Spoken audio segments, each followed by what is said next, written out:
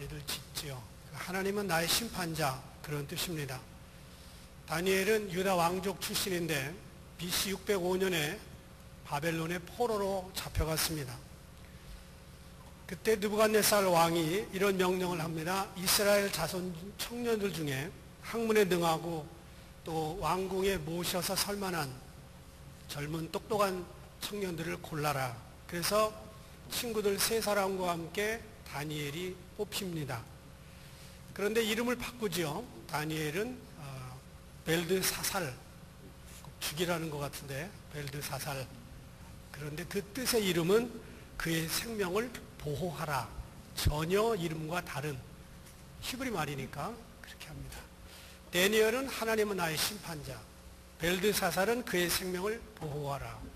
이 두 가지 이름이 결국은 다니엘의 일생을 표현하는 이름이 됩니다.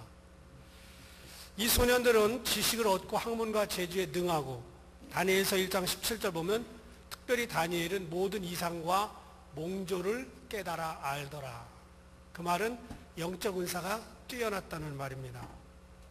그리고 3년 동안 바벨론의 청년들과 함께 공부를 하고 학문을 익히는데 3년이 지나고 나서 보니까 그 지혜와 총명이 다니엘과 그 세 친구는 다른 사람들보다 10배가 뛰어났다. 그렇게 성경은 이야기를 합니다. 왕이 다니엘을 높여서 느부갓네살 그 왕의 후임으로 총독으로 돕는 총독으로 바벨론의 총독으로 삼는데 바벨론을 크게 셋으로 나누어서 그 하나를 다니엘에게 맡깁니다. 그리고 느부갓네살 왕이 죽고 난 다음에 다리오 왕 때 또다시 다니엘이 총리를 합니다. 그렇게 3번 총리를 하게 됩니다. 왕의 총애를 너무나 받다 보니까 자연히 토박이들, 그 바벨론에서 자란 인물들과 경쟁을 하게 되고 그들은 질투를 하고 그리고 다니엘을 고소할 조건을 찾습니다. 아무리 봐도 틈과 허물을 찾지 못하자 다니엘이 가장 좋아하는 기도, 그 기도를 통해서 빈틈을 잡고자 합니다. 그리고 왕에게 이야기합니다. 앞으로 30일 동안 임금님이 아닌 다른 신에게 절하거나 기도하는 자는 사자굴에 집어넣기로 합시다. 왕이 자기 손에 있던 인장반지로 도장을 찍어줍니다. 그런 걸 뻔히 알면서도 다니엘은 오늘 6장 10절에서 기도를 했습니다. 그걸 보고 몇 가지 은혜를 나누려고 하는데요. 첫 번째는 그럼에도 불구하고, 이 신앙입니다. 한번 따라 합시다. 그럼에도 불구하고. 10절 보니까 이 조서에 왕의 도장이 찍힌 것을 알고도 기도했습니다. 한 달만 기도 안 하면 살 수 있습니다. 하루 3번씩 한 달을 참으면 자기의 남은 삶이 잘 정리가 될 수 있습니다. 예루살렘을 향하여 무릎을 꿇고 3번 기도하는 것을 한 달만 참으면 됩니다. 그런데 그럼에도 불구하고 그는 기도했습니다. 이것이 바로 그럼에도 불구하고의 신앙일입니다. 아브라함은 이삭을 제물로 드리라고 했을 때 이삭이 죽을 줄 알았지만 그럼에도 불구하고 아들을 드렸습니다. 집에서 출발해서 모리아산까지 3일 길입니다. 72시간 내로 얼마든지 돌아갈 수 있었습니다. 그럼에도 불구하고 그는 돌이키지 않고 아들을 제물로 드립니다. 물론 살았죠. 모세는 목자의 일을 떠나서 백성을 인도하기 위해 이집트로 돌아와야 했습니다. 그런데 이집트로 돌아와서 자기 백성들을 데리고 이집트를 떠나는 것은 엄청난 고생이라는 걸 알았어요. 그럼에도 불구하고 그는 길을 떠납니다.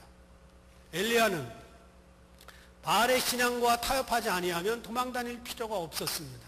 그런데 바알의 신앙을 따르지 않으면 자기가 죽는 걸 뻔히 알면서도 자기는 유일신 하나님을 섬기겠다고 갈멜산에서 850대 1로 싸웠습니다.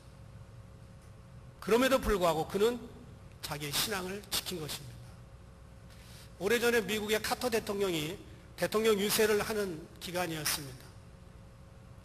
주일날이 됐어요. 아주 중요한 득표일입니다. 평소보다 1.5배에서 2배 이상의 사람들이 모입니다. 그런데 자기가 맡은 주일학교 클래스가 있습니다. 거기 10명, 20명 그거밖에 안 모여요. 이쪽에는 15만 명이 모일지 15,000명이 모일지 몰라요. 주일날은 더 많이 모입니다. 그럼에도 불구하고 그는 주님의 날을 귀하게 여기면서 10대 명의 어린이들에게 하나님의 말씀을 가르쳤습니다. 그것이 오히려 맡은 일에 충성한다고 하는 표징을 보여주었기 때문에 국민들이 더 카터를 신뢰하고 그를 당선시켰다는 그런 통계가 있습니다. 한국에 왔습니다. 전두환 대통령하고 공항에서 만난 다음에 차를 따로따로 타고 갔어요. 이쪽에는 김정한 목사님하고 카터 대통령, 저쪽은 전두환 대통령하고 강요들이 타고 갔습니다. 주일날이 됐는데 아직 본격적인 회담이 시작되기 전에 그는 여의도 침례교회 썬데이 스쿨에 가서 아이들에게 영어로 클래스를 가르치고 그 다음 날부터 회담을 시작했습니다. 그럼에도 불구하고의 신앙은 손해를 각오하는 신앙인입니다. 그럼에도 불구하고의 신앙은 하나님의 영광을 위해 정당한 대접을 포기하는 것입니다. 그럼에도 불구하고의 신앙은 편안함을 누릴 수 있지만 믿음을 위해 거절하는 것입니다. 그럼에도 불구하고의 신앙은 남을 위해 나를 버리는 것입니다. 스데반은 돌에 맞아 죽으면서도 그럼에도 불구하고 기도하면서 천사의 얼굴로 인생을 마감합니다.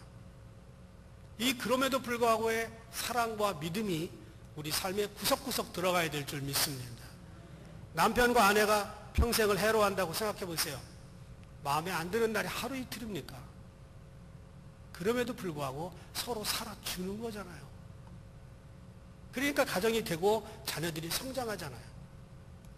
교회 성도들도 보면은 어떤 때는 내 마음에 안 들고 나 섭섭하게 하고 나 힘들게 하는 사람들이 구석구석 포진되어 있습니다. 속회에도 있고요. 또 선교회에도 있고요. 그렇습니다. 그럼에도 불구하고 그 사람들하고 민글하고 또 연합해서 하나님의 교회를 세워나가는 겁니다. 하나님의 교회는 그렇게 세워지는 겁니다. 그럼에도 불구하고의 믿음과 사랑이 있는 곳에 문제와 불평은 사라지고 하나님의 영광이 드러납니다. 이것이 다니엘이 가지고 있었던 신앙입니다. 두 번째, 그는 거룩한 습관을 가졌습니다.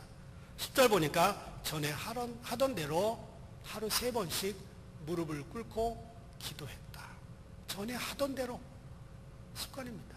전에 하던 대로. 다니엘은 매일 하던 그 기도를 죽음의 위협이 왔다고 포기할 수 없었습니다. 한 달만 안 하면 살 수 있었는데 30일 동안만 기도 안 하고 이렇게 할 수 있어요. 주님 아시죠? 저것들이 나를 죽이려고 함정을 팠습니다. 요 30일 동안만 내가 속으로 기도하겠습니다. 걸어다니면서도 할 수 있고 밥 먹으면서도 할 수 있고 얼마든지 주님은 다 들으시잖아요. 그런데 그는 그렇게 하지 않았습니다. 그를 시기하던 무리들이 어렵지 않게 기도 현장을 목격할 수 있도록 창문을 열어놓고 예루살렘을 향하여 담대하게 기도했습니다. 무리들이 즉시 왕에게 보고했고 그는 그 순간 사자굴에 던져졌습니다. 이때 다니엘의 나이가 약 80쯤 되었다고 학자들은 말합니다. 80 노인이 될 때까지 그의 몸에 남아있었던 것은 기도하는 습관이었습니다. 누구든지 자신만의 습관이 있어요. 아침에 눈을 뜨자마자 시원한 물을 한 컵 드시는 분. 어떤 분 거기다 얼음 타서 드시는데 그거 굉장히 안 좋대요. 그렇게 하지 마시고요. room temperature, 평상 온도대로 드십시오.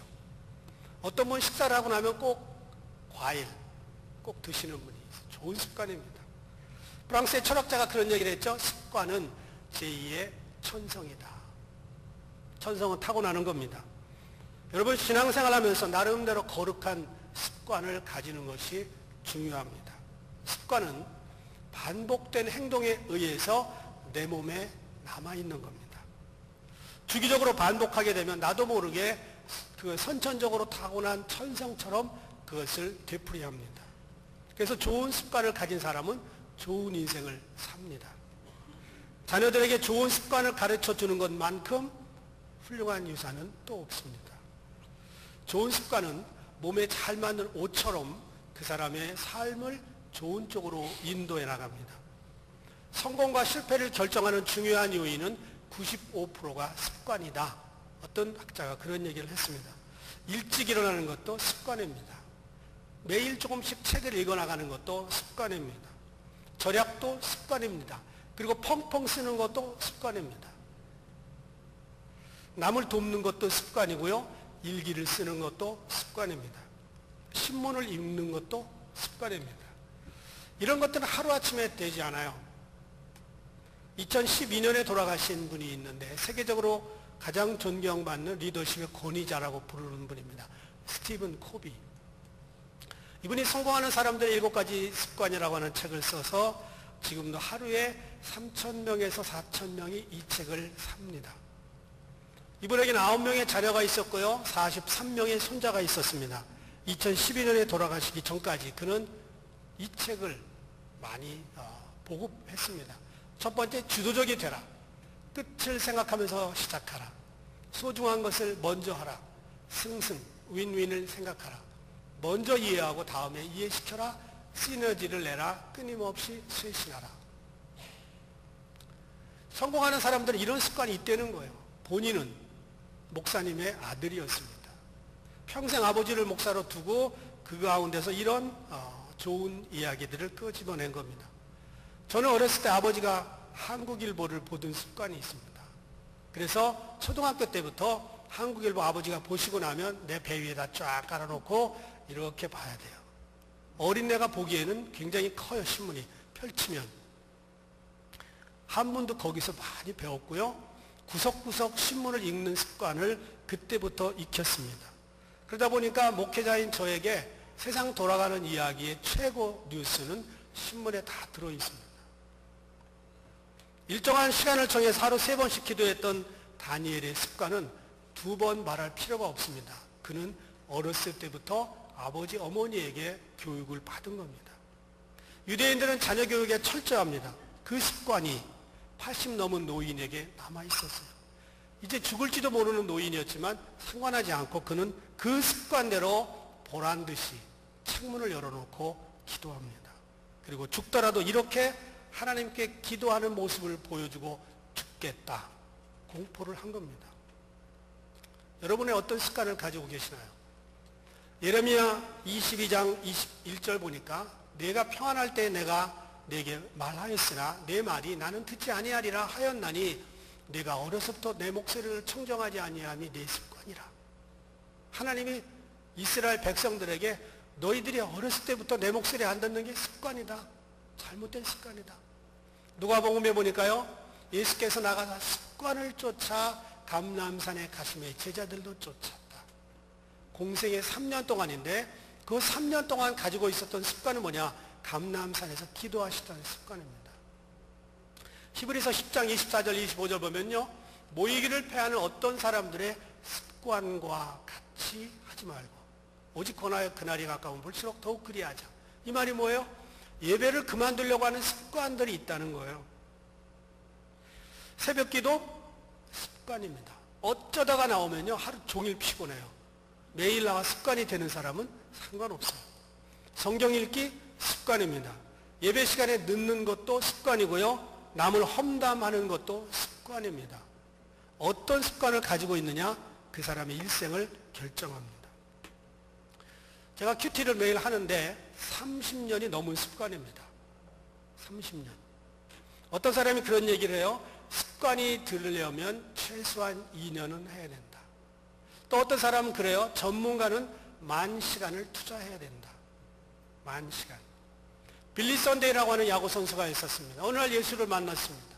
너무 예수님이 좋아서 교회를 나갔어요. 그랬더니 목사님이 이렇게 얘기합니다. 내가 신앙생활에 성공하고 싶으면 3가지를 해라. 첫 번째, 날마다 15분 동안 기도해라.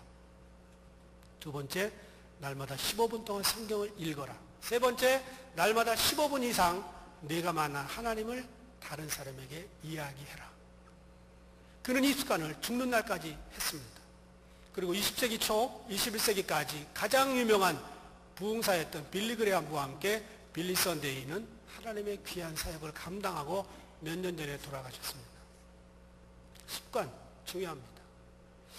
세 번째는 감사하는 신앙인이었습니다. 10절 끝에 보니까 그는 범사에 그의 하나님께 감사하였더라. 그렇게 나옵니다. 다니엘은요 지금 목숨이 왔다 갔다 하는 순간에 갇혀 있습니다. 그런데 그의 기도의 내용은 그의 하나님께 감사하였더라. 죽음을 앞에 둔 80의 노인이 이방 땅에 와서 총리를 하면서 감사한 일이 많이 있었을 거예요. 그러나 오늘의 감사는 그런 지나간 날의 감사가 아닙니다. 어쩌면 이 감사를 하고 죽을 수도 있는 마지막 감사였습니다. 아마도 다니엘은 그날 기도를 하고 잡혀가서 죽을 생각을 했지 사자굴 속에서 살아나올 생각을 하지는 않았을 거예요. 그렇다고 보면 그날 그 감사가 얼마나 뜨거운 감사였을까? 여러분의 인생의 마지막 스테이지에 섰을 때 하나님께 감사하면서 내가 이 감사 기도를 하고 난 죽는다. 그렇다면 그 감사는 얼마나 뜨거울까? 욥기의 주인공도 그랬어요. 하루아침에 10명의 자녀가 죽고요. 재산 다 날아갔습니다. 회복할 수 없을 거예요. 계속해서 비보가 날아옵니다. 내 자녀가 죽었다. 내 자산이 다 날아갔다. 태풍이 불어서 싹 없어졌다.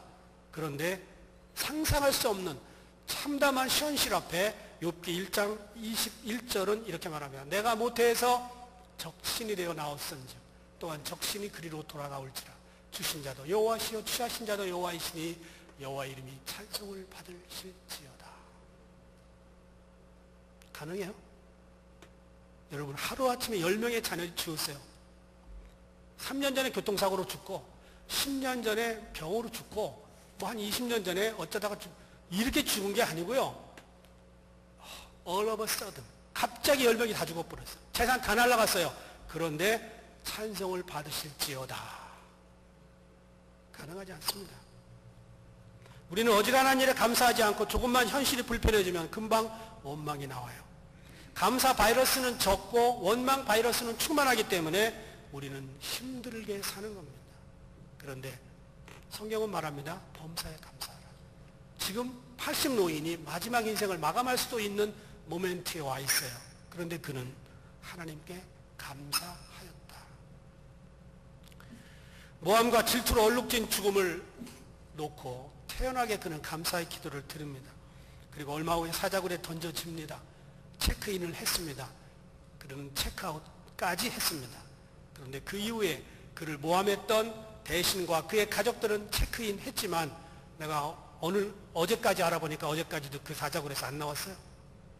다 죽었어.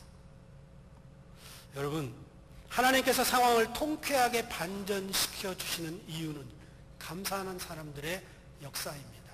감사. 새벽 이슬이라고 하는 글을 보니까 이런 글이 나왔어요. 언제까지 견딜 수 있을지 자신할 수 없을 만큼 삶의 고통과 아픔이 끊임없이 우리를 엄습합니다.